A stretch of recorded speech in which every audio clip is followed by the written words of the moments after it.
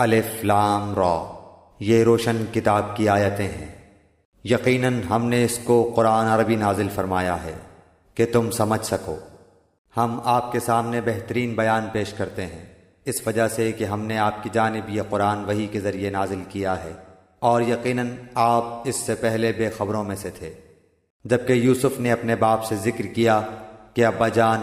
میں نے 11 ستاروں کو اور سورج چاند کو دیکھا کہ وہ سب مجھے سجدہ کر رہے ہیں۔ یعقوب علیہ السلام نے کہا، پیارے بچے، اپنے اس خواب کا ذکر اپنے بھائیوں سے نہ کرنا، ایسا نہ ہو کہ وہ تیرے ساتھ کوئی فریب کاری کریں۔ شیطان تو انسان کا کھلا دشمن ہے،